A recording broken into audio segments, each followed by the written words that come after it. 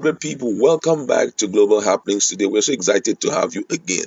A former president of Nigeria has spoken, and this time around, he says Nigeria as a country needs rebels, people who will stand up strong.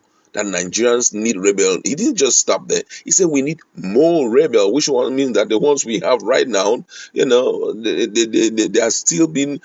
We still need more of such people. But you're going to see what his definition of rebels are. You understand?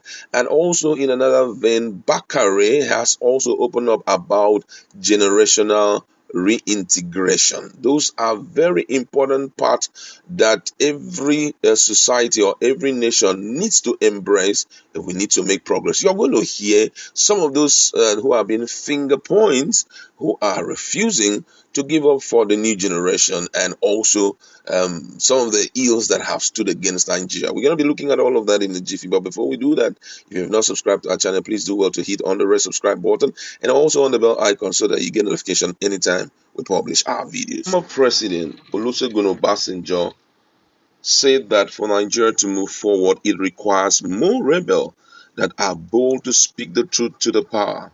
Obasanjo said Nigeria needs more rebels who would speak the truth to power, not minding whose ox is God.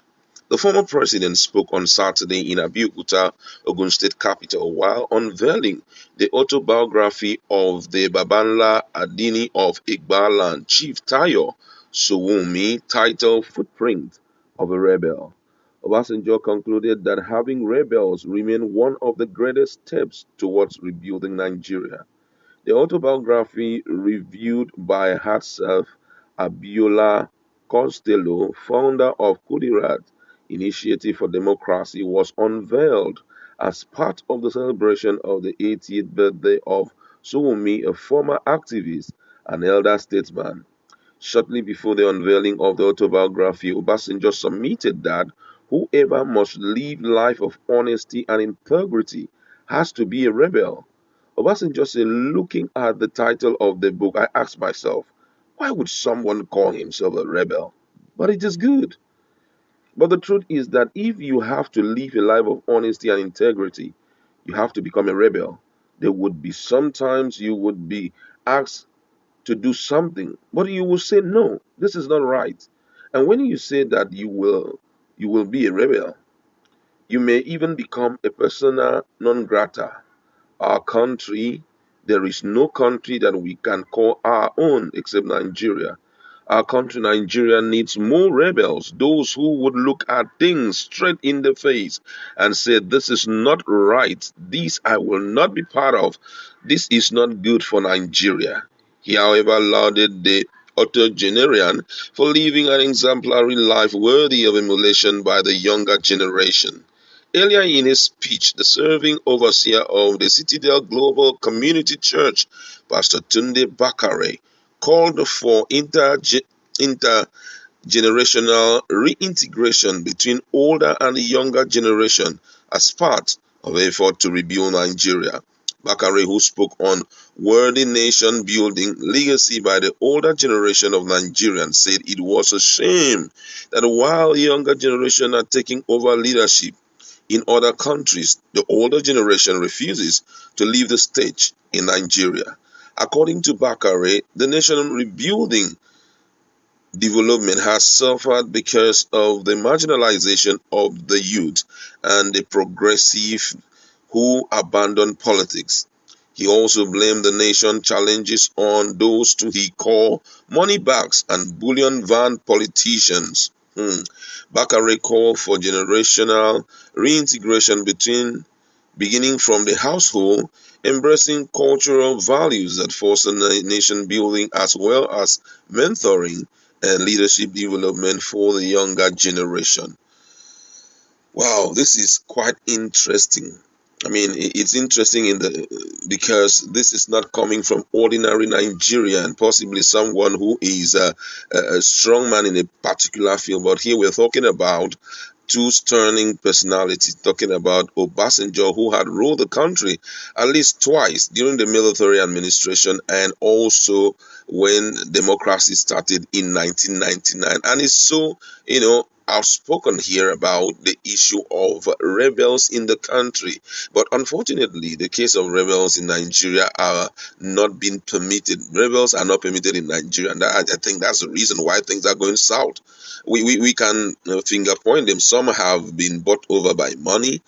Some are still standing, and we are hopeful that they will stand strong as long as possible. Now, if you want to look at some of them, the likes of Mazin Amdekano, it's a strong rebel that has refused to give in. I am hopeful that he's going to stand strong despite all this trial that he is going through. Second in the list will be the likes of Sowore, who has been around for a while. He's not scared of anybody, and you see that he is not giving in to any of the quest for him to be silent.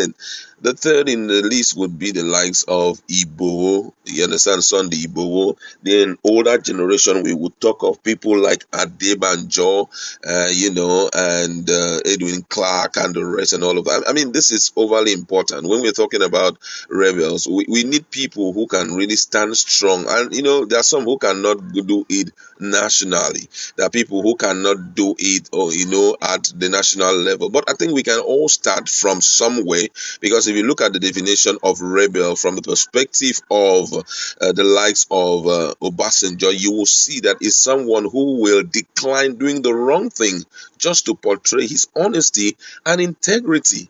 And that is one of the things we should really be, going out for, because right now we have failed our generation. You understand? Now, for example, look at this guy who was called a super cop, or his way of life and all of that. He was applauded by even the Nigerian government to a point that he was being awarded by, the two chambers, talking about the Senate and also the House of Representatives, not knowing that Bobo behind was busy doing his own thing. There was little or no integrity on his part.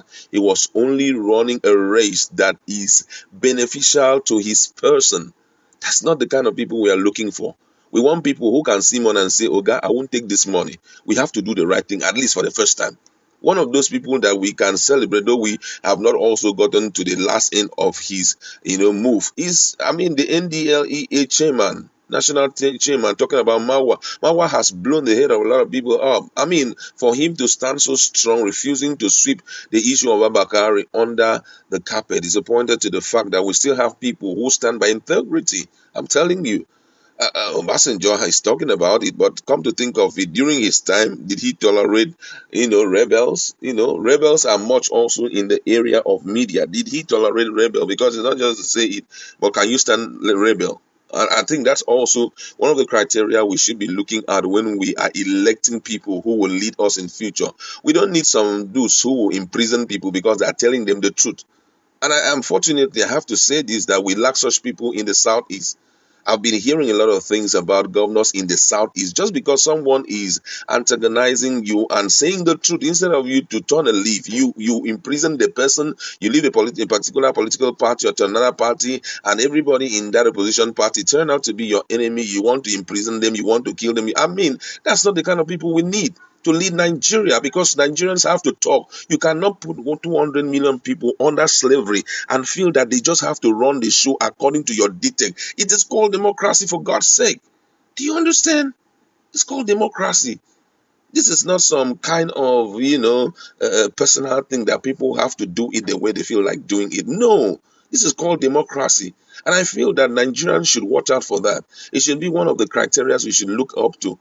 If any leader or anybody who we want to give our power to, especially in the national level, and that person cannot tolerate rebels, the person will have to calm down. The person needs to be pushed aside, because we need people who will listen to this rebel, because rebels are like pressure group.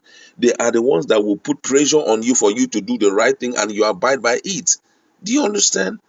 I feel that this is really needful at a time like this. Now, I'm talking about what Bakare has said. Reintegration, generational reintegration is very, very important, because it's a way of passing the baton of leadership to the next generation, so that at least they will buy from what you have and use their capacity to grow. Now, if it is generational integration is welcome in Nigeria by now, the likes of Obasanjo, the likes of Tinubu, and the likes of Abdul Salam Abubakar, mention their name, there are many, should be at the bench of advice, giving advice to younger generation and helping them not to make the same mistakes that they made when they were in power. That's the kind of people we need now. Generational reintegration is overly important if Nigeria must move forward. We should not give in to people who are not tired of, leading us, even when they know by themselves that they are tired. The whole world can see that they are tired. You shouldn't give them such a chance. I'd like to leave it there. Go to our comment.